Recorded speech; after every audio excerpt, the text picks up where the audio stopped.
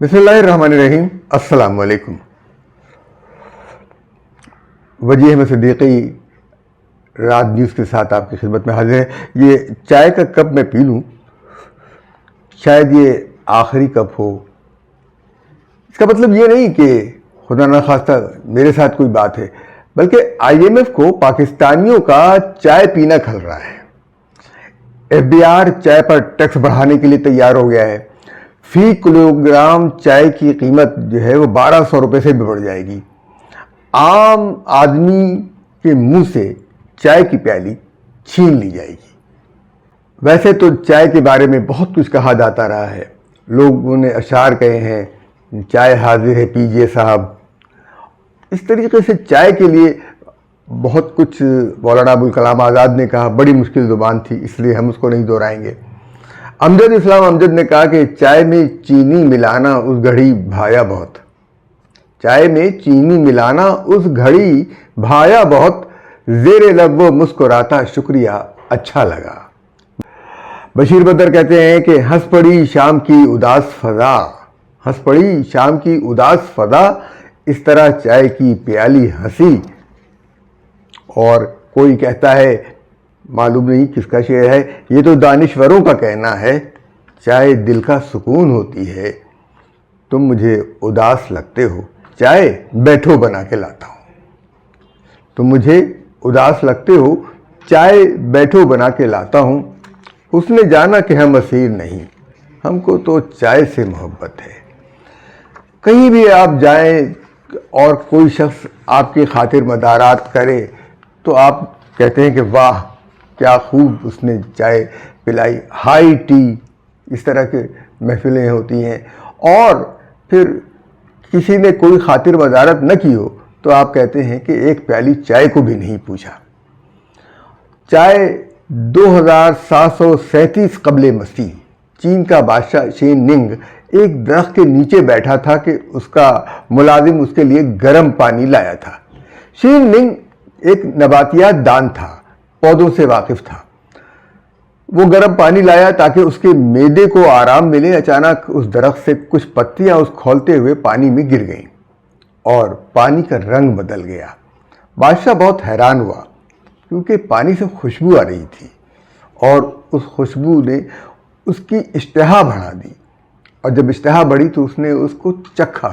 جب اس نے چکھا تو اس کو تازگی اور فرحت محسوس ہوئی، اور اس کے منہ سے کہتے ہیں کہ لفظ نکلا چھا، اور درخت کا نام چھا رکھ دیا جو بگڑ کر چائے بن گیا۔ یہ کہتے ہیں چائے چینی زبان کا لفظ ہے، اور اس سے چائے جو ہے، اس کے اندر جو چاہ ہے وہ اس بوٹی کا یا اس پتی کا نام ہے جس سے یہ مشروب بنتا ہے، اور اے جو وہ پتی جو استعمال شدہ ہے، یعنی چاہ اے اس پتی کو کہتے ہیں جو مشروب بننے کے بعد باقی بچ جاتی ہے اور ضائع ہوتی ہے۔ اس سال پاکستانیوں نے 6 ماہ کے عرصے میں تقریباً 94 ارب روپے کی چائے پی۔ یہی کھل گئی بات۔ FBR کو IMF کی نظر بھی لگی ہوئی تھی، تاڑ دیا، اور ملک بھر میں اس عرصے میں چائے کی درآمدات میں 5.53% اضافہ ہوا۔ گزشتہ مالی سال میں جولائی تا دسمبر 128 میٹرک ٹن اور اس سال 139 میٹرک ٹن اسی عرصے میں درآمد ہوا۔ اوسطاً ایک پاکستانی سالانہ کم از کم 2 کلو چائے کی پتی فی کس استعمال کرتا ہے۔ پاکستان دنیا میں چائے کا تیسرا بڑا درآمد کنندہ ہے، یعنی اپنے ہاں چائے ان کے ہاں بہت کم، بہت معمولی مقدار میں پیدا ہوتی ہے، تجرباتی بنیادوں پر پیدا ہوتی ہے، لیکن یہ تیسرا بڑا درآمد کنندہ ملک ہے، اور چائے پینے والے ممالک میں پاکستان کا نمبر 7واں ہے۔ یہ ساری باتیں معلوم ہونے پر FBR اور IMF کی رال ٹپک رہی تھی۔ مجھے تو خطرہ ہے کہ اگر FBR کے اس فیصلے پر عمل درآمد ہوا تو بڑے پیمانے پر احتجاج ہوں گے، کیونکہ ملک بھر میں ہر کونے پر، ہر ذرا سی دور پر ایک چائے خانہ بنا ہوا ہے، اور اس چائے خانے میں لوگ جاتے ہیں، خاص کر کوئٹہ بلوچستان ہوٹل. تو اس حوالے سے یہ کاروبار بہت چمکتا ہے. لوگ ایک پیالی چائے ایک کٹ دے نا ذرا، اور وہ پی کر کچھ مسرور ہو کر یا کچھ سرور میں آ کر پھر چل پڑتے ہیں. انرجی حاصل کرنے کا ایک بہت مختصر سا ذریعہ ہے.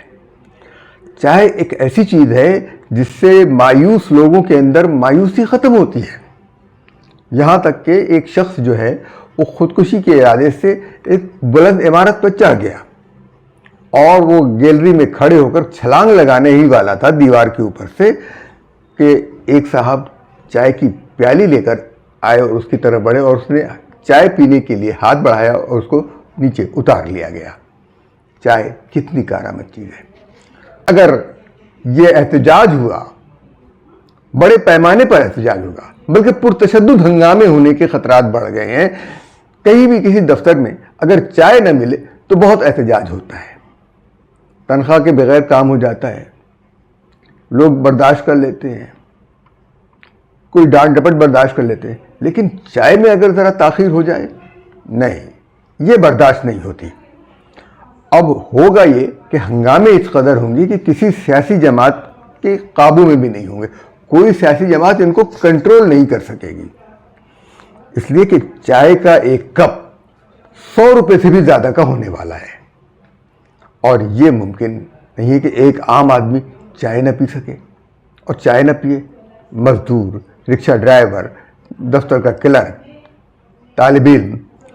غرض یہ کہ کوئی بھی ہو، کوئی بھی محفل ہو، چائے ہماری زندگی کا ایک لازم و ملزوم حصہ بن گیا ہے. FBR نے IMF کی آڑ لیتے ہوئے چائے کی کم از کم خوردہ قیمت 1200 روپے فی کلو گرام کر دی ہے. ملک بھر میں کام کرنے والا ہر شخص روزانہ چائے کے کم از کم 1 سے 2 کپ یا 3 کپ ضرور پیتا ہے. گلگت سے کراچی تک چائے کے روزانہ لاکھوں کپ، کروڑوں کپ پیے جاتے ہیں، جس میں شامل چینی اس کی توانائی کی ضروریات کو بھی پورا کرتی ہے. پاکستان میں چائے میں نے جیسے پہلے بتایا کہ درآمد کی جاتی ہے، امپورٹ کی جاتی ہے، باہر سے منگائی جاتی ہے.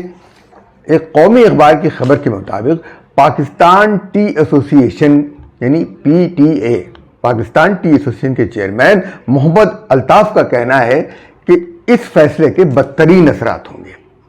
دیکھیے، چائے کے کاروبار سے چائے بیچنے والے، چائے کی پتی بیچنے والے، چائے بنا کر بیچنے والے، چائے پی کر کام کرنے والے، کوئی کھانا کھائیں نہ کھائیں چائے ضرور پئیں گے. ایک پیالی چائے اور 2 بسکٹ، یہ دوپہر کا ان کا سہارا ہو جاتا ہے. کہیں بھی لوگ ہوتے ہیں، ایک پیالی چائے اور 2 بسکٹ کے ساتھ کام بن جاتا ہے.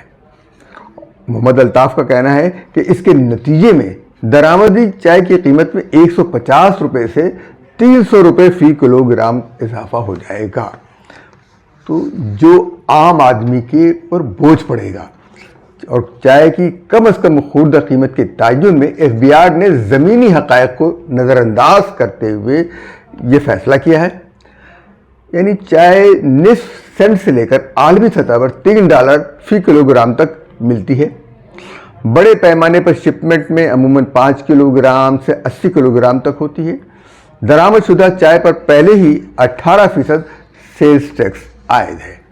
دنیا کی بڑی بہترین چائے ہوتی ہے اور سب سے بہترین چائے بھارت کی دارجلنگ کی چائے کہلاتی ہے، جو پاکستان میں کم از کم 1700 کلو گرام فی کلو گرام ہے اور دبئی وغیرہ میں بھی یہی قیمت ہے.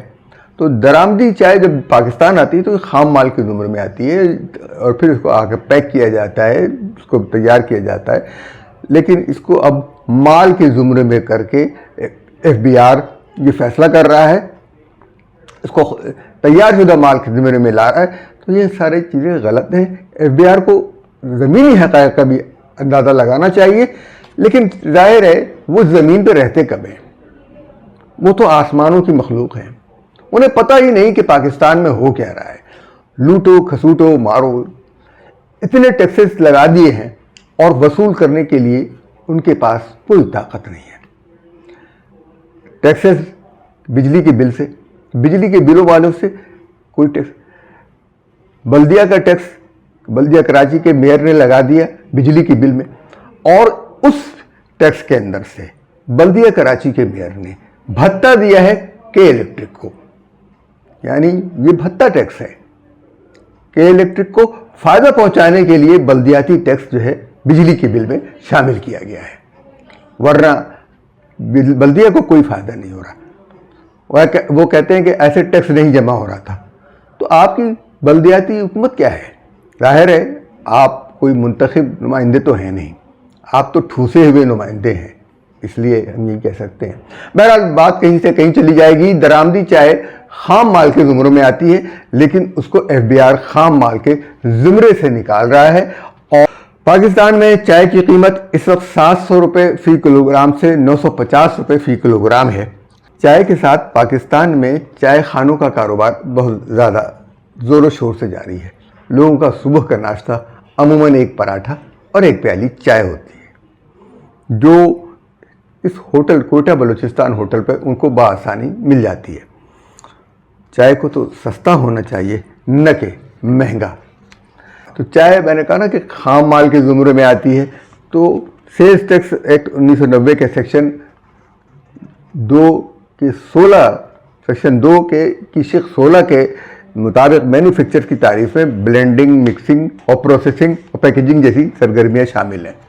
تو یہ چیزیں آتی ہیں تو جس کو بلینڈنگ کی جاتی ہے، پیکیجنگ کی جاتی ہے اور پروسیس کیا جاتا ہے، تب اس کے بعد جا کے یہ چائے عوام کو پیش کی جاتی ہے۔ وہ خام صورت میں آتے ہی لوگوں کو پیش نہیں کر دی جاتی۔ تو اس لیے یہ ساری چیزیں بہتر یہ ہے کہ ان کو سستا کیا جائے، اور ایف بی آر کے ٹیکس کبھی ہدف نہیں پورا کر سکیں گے جب تک وہ سنگل ڈیجٹ میں نہیں آئیں گے، اور ٹیکسوں کی تعداد کم نہیں ہوگی۔ اتنے سارے ٹیکسوں کی تعداد کے ساتھ کبھی ملک ترقی نہیں کر سکتا، اس لیے کہ ملک کی پیداواری صلاحیت ختم ہو جاتی ہے جب اس طرح سے ظالمانہ ٹیکس لگتے ہیں۔ آئی ایم ایف کو بھی کچھ نہیں ملے گا۔ آئی ایم ایف کا تو خیر مقصد ہی یہ ہے کہ پاکستان کی پیداواری صلاحیت کو ختم کیا جائے۔ یہ بات سوچنے کی ہے کہ ایک طرف ہمارا ایک ادارہ، اس کو یہ کہا جا رہا ہے کہ ناکارہ ہے، اور اس ناکارہ ادارے کو اسی وزیر اعظم کا بھائی، اسی وزیر اعظم کی بھتیجی خریدنے پہ تلے ہوئے ہیں۔ تو کیا یہ مفادات کا کھیل نہیں ہے؟ یہ سوچنے کی بات ہے۔ یہ ساری چیزیں، اگر پی آئی اے ناکارہ ہے تو میاں نواز شریف اور مریم نواز اسے کیوں خرید رہے ہیں؟ اس کا مطلب یہ ہے کہ ان کے ادوار میں پی آئی اے کو ناکارہ بنایا گیا تاکہ اس کے اثاثوں پر قبضہ کیا جا سکے، رال ٹپک رہی ہے، اونے پونے خریدا جا سکے۔ یہ بات چیف جسٹس کو بھی سوچنی چاہیے اور آرمی چیف کو بھی۔